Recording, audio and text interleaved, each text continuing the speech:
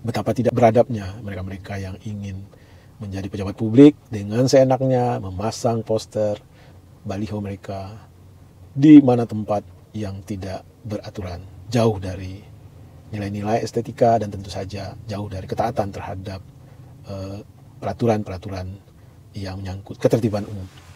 Jika hal-hal kecil seperti pemasangan baliho-baliho potret diri dilakukan secara serampangan, mengabaikan etika, apa yang bisa kita harapkan dari orang-orang yang muncul hanya 5 tahun sekali di saat-saat hari pemilihan dan memajang potret diri, memohon, menghibah-hibah kepada kita agar memilih mereka. Mereka tidak lain hanyalah pencari kerja.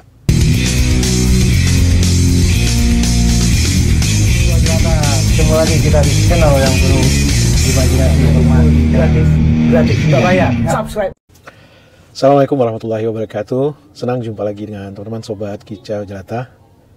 Hari ini Bang Kica ada di sekolah cucu. Ini hari Jumat sekitar jam 7:30 pagi. Teman-teman yang berbahagia, seperti kemarin Bang Kica juga menginformasikan bahwa di hari-hari menjelang pemilihan umum ini jalanan penuh dengan berbagai macam baliho, poster dari partai dan para caleg serta calon presiden. Semrawut dan benar-benar carut marut. Tidak ada etika, tidak ada aturan. Benar-benar yang berlaku adalah hukum rimba. Muak kita melihatnya. Bahkan di beberapa koran Bang Kica membaca ada baliho caleg yang sampai menimbulkan kecelakaan dan ada yang meninggal dunia. Ini sekali lagi menunjukkan betapa etika publik, patuh terhadap aturan itu dipertontonkan dengan sangat buruk oleh para partai politik, oleh para caleg. Apakah orang-orang ini atau partai-partai yang model begini yang akan mampu membuat negeri ini lebih baik? Bang Kica kok melihatnya pesimis ya. Jika dalam hal yang jelas-jelas, pasti setiap daerah punya aturan tentang ketertiban umum. Tidak semua titik bisa dipasang baliho, bendera partai. Tidak semua tempat bisa menjadi ajang kampanye, sosialisasi. Mestinya kan ditaati aturannya. Kalau harus berizin, minta izinnya. Kalau harus membayar pajak, minta atau lakukan sesuai dengan aturan. Menurut Bang Kica ini sebenarnya agak fundamental kesalahan ini, dan kita mempertanyakan keseriusan dari para politisi kita yang dulu melahirkan undang-undang politik. Kalau pemilu itu adalah hajat nasional dalam seleksi kepemimpinan secara beradab dan rutin dilakukan 5 tahun sekali, meskinya semua turunan dari proses penyelenggaraan tersebut diatur dengan benar, diatur dengan baik. Sebagai contoh soal penggunaan ruang publik sebagai media sosialisasi, media memperkenalkan diri dari para caleg atau capres. Kenapa tidak dibuat seadil mungkin? Adil dalam waktunya, adil dalam tempat atau posisi di mana potret diri atau bendera partai bisa dipajang, bisa ditempatkan di ruang publik. Bukan seperti yang berlaku sekarang ini, benar-benar adalah hukum rimba, diserahkan kepada mekanisme pasar. Tentu ini buruk. Tentu ini adalah contoh dari carut-marutnya dunia politik di negeri ini. Bagi mereka yang punya kantong tebal, punya akses kepada kekuasaan, mereka bisa menempatkan baliho mereka di titik-titik strategis dengan durasi waktu yang panjang dan tanpa gangguan dari penguasa setempat. Tetapi bagi mereka yang tidak mempunyai kekuatan finansial, tidak punya akses kepada kekuasaan, baliho-baliho mereka barangkali hanya ada ala kadarnya. Bahkan tidak jarang itu berupa poster-poster yang hanya dibuat seadanya oleh masyarakat. Dan ini sungguh satu indikasi bahwa sejatinya para calon pejabat publik tersebut adalah pekerja serabutan yang tidak siap menjadi pejabat publik. Andai kata mereka benar-benar seorang politisi yang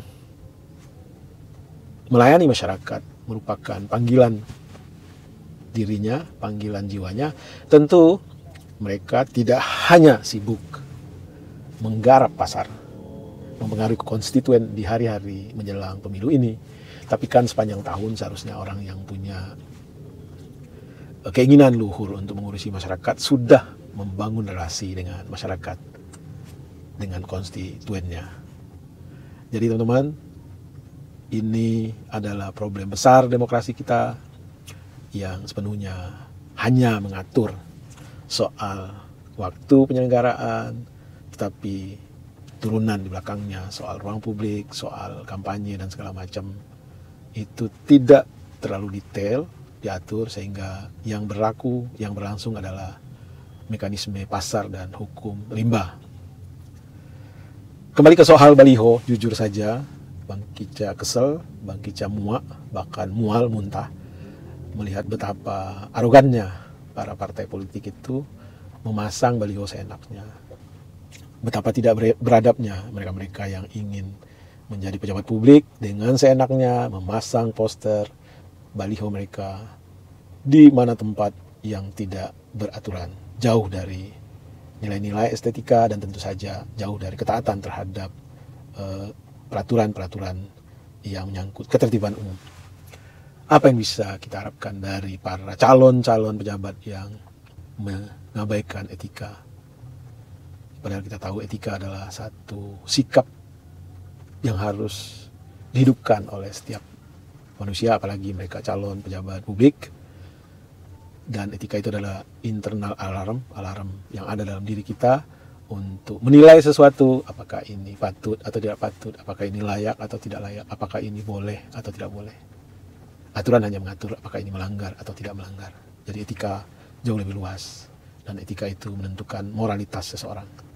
Jika hal-hal kecil seperti pemasangan baliho-baliho potret diri dilakukan secara serampangan, mengabaikan etika, apa yang bisa kita harapkan dari orang-orang yang muncul hanya 5 tahun sekali di saat-saat hari pemilihan dan memajang potret diri, memohon, menghibah-hibah kepada kita agar memilih mereka. Mereka tidak lain hanyalah pencari kerja.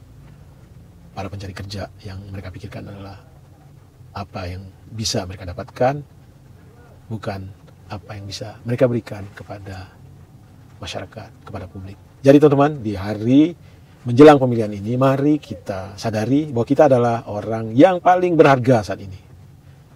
Kita adalah masyarakat yang paling berharkat saat ini. Kita yang paling berdaulat saat ini. Mari kita seleksi dengan cermat, dengan hati-hati, dengan akal waras. Kepada siapa mandat akan kita berikan. Tentu kita berharap mandat kita berikan kepada orang yang tahu diri, orang yang paham posisi dirinya. Bukan orang yang begitu kita beri mandat, dia lupa. Dan dia dengan seenaknya menganggap akulah negeri, akulah penguasa, akulah yang menentukan segalanya.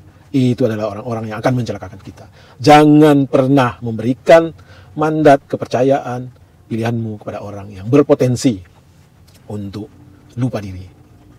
Ingat, negeri ini adalah negeri yang dilahirkan dengan tujuan-tujuan mulia oleh para founding fathers kita. 4 saja tujuannya. Melindungi segenap bangsa dan tumpah darah, mencerdaskan kehidupan bangsa, memajukan kesejahteraan umum, dan ikut serta mendamaikan dunia. Lari melenceng dari 4 tujuan tersebut, maka itu adalah orang-orang yang tidak tahu diri, orang-orang yang tidak paham sejarah. Teman-teman, mari kita sambut tanggal 14 Februari dengan riang gembira, dengan memberikan pilihan kita kepada orang yang benar-benar niat, punya kapasitas, jelas integritasnya untuk menjadi pemimpin atau bagian dari pemimpin di negeri ini. Kalau soal presiden, Bang Kicca hakul yakin pilihan akan Bang Kicca jatuhkan kepada paslon nomor 1, Anies Baswedan. Ini adalah paslon yang terbaik. Beberapa kali pemilu Bang Kicca telah ikuti, belum pernah Bang Kicca mendapat kemewahan seperti saat ini. Beda memang Anies. Anies adalah pemimpin yang memang siap mewakafkan dirinya, siap diuji kapasitasnya, siap dikorek isi kepalanya, siap dikritik apa saja. Dan dia keliling Republik ini menjungkir balikan model-model kampanye pejabat publik yang selama ini berlaku. Bahkan juga untuk beberapa paslon saat ini masih berlaku. Datang ke satu tempat, mengadakan rapat umum, dialog searah. Dibuka dengan nyanyian. Entah dangdut, entah apa. Ini model-model kampanye yang sudah ketinggalan zaman, kampanye kolonial. Kampanye yang dilakukan oleh Anies Baswedan saat ini adalah datang ke satu tempat, berdialog dengan masyarakat, tidak ada penyusunan skenario, semua berlangsung secara natural, orang bertanya, Anies menjawab. Dan cara ini adalah cara-cara berpolitik modern. Jadi, bagi Bang Kicca, sepanjang sejarah mengikuti pemilu, baru kali ini Bang Kicca bisa menguras isi kepala calon pemimpin. Dan Bang Kicca yakin bahwa Anies Baswedan based on dialog-dialog yang dia lakukan adalah orang yang tepat untuk memimpin negeri ini ke depan. Demikian Kicau pendek di parkiran Sekolah Cucu. Wassalamualaikum warahmatullahi wabarakatuh. Salam sehat dan bahagia.